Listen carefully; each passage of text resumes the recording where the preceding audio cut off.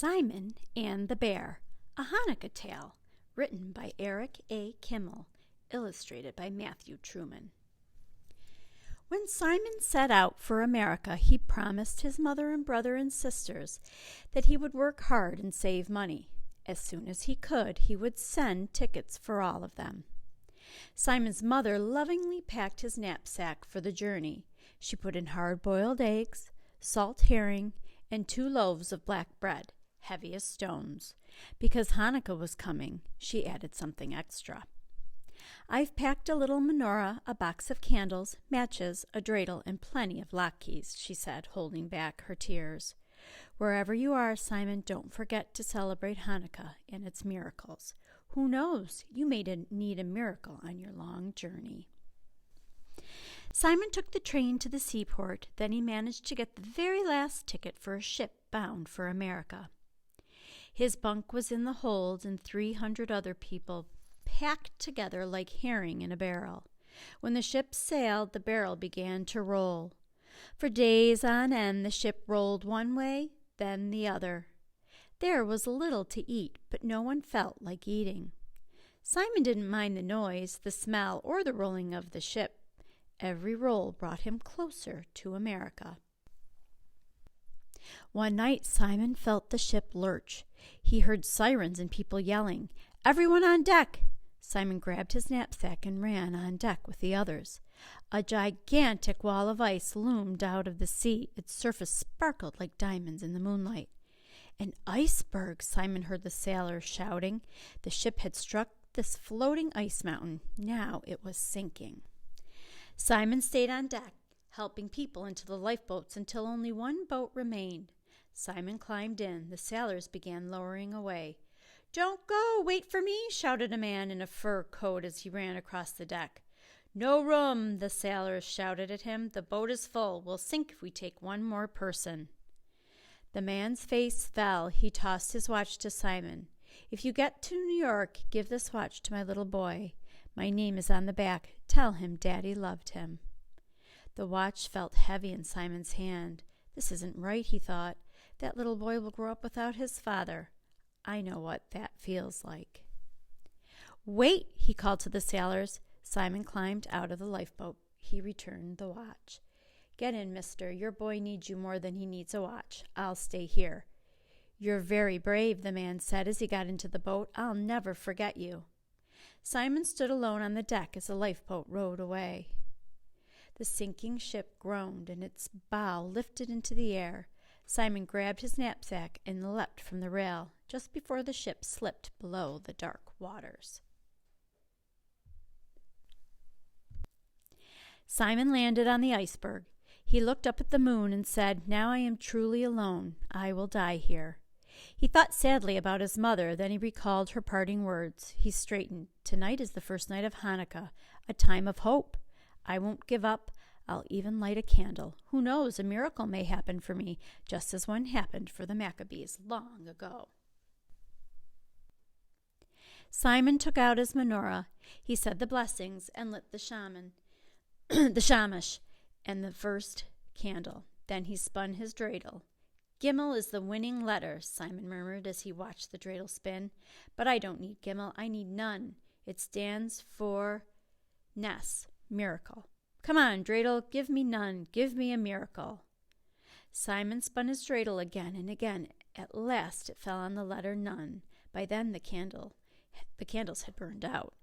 In the darkness, Simon heard a splash nearby. Then he made out a ghostly shape swimming toward him. It pulled itself onto the iceberg and shook all over. Simon found himself staring into the face of an enormous white bear. The dreidel dropped from his hand. The bear sniffed at it. Then he sniffed Simon's knapsack. "Are you hungry, Bear?" Simon said brightly, trying not to show his fear. Slowly and carefully he opened his pack. "I've got a treat for you," he said. He handed a latke to the bear, who gobbled it down. "Delicious, isn't it?" "Have some more," Simon cooed. "Better to eat latkes than to eat me." After 2 more latkes, the bear was still hungry, so Simon gave her his black bread and herring. She didn't care for the hard-boiled eggs. Simon ate those himself. Then the bear lay down on the ice and went to sleep. A cold wind blew across the ocean, and Simon shivered. I wonder if the bear will let me get close to her out of the wind. He crept over to the bear and snuggled against her fur. The bear growled in her sleep. She stretched her paw over Simon as if he were one of her cubs. Simon closed his eyes. He slept safe and warm that night. When Simon awoke the next morning, the bear was gone. He felt lonelier than ever. Will she come back, he wondered. For what seemed like hours, he stared out at the empty horizon. Then he saw something white bobbing on the waves. It was the bear swimming toward him. The bear climbed back on the ice. Simon saw that she had a fish in her mouth. She skinned it with her teeth, and then to his surprise she bit it in two and gave him half. Simon cut it up with his pocket knife and tried a piece. Not bad, he told the bear, a little salty, like lox. He and the bear ate the fish together. The bear went fishing again, and that night when Simon lit the second Hanukkah candle, his stomach was full. Over the next few days, the bear swam off in the morning to fish and returned in the afternoon with her catch. Every night, Simon lit one more candle in the menorah. He shared his latkes and entertained the bear with Hanukkah songs and stories. Then they curled up together to go to sleep. This is truly a miracle, and not the only one, Simon said to himself. He counted the miracles on his fingers. He'd gotten the last ticket. He'd found a place in the lifeboat. He'd saved a man's life. He jumped on the iceberg, not in the ocean. The bear didn't eat him. She brought him food. She kept him warm. 7 miracles. Simon looked out across the sea. It will take another miracle for me to be rescued. Is one more too much to ask for? The last night of Hanukkah arrived. Simon lit the candles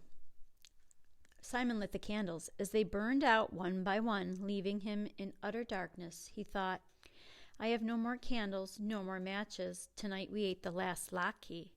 My knapsack is empty. No bread, no eggs, no herring. Maybe the bear will swim away tomorrow. Then no fish. I will surely die of cold and hunger. Simon shivered as the moon rose over the cold sea. I have run out of miracles, he said. Suddenly the bear stood up on her hind legs. She sniffed the air. Dropping down, she jumped into the ocean and swam away. Bear, where are you going? Don't leave me, Simon called after her. Immediately he heard other voices. Ahoy, you on the ice!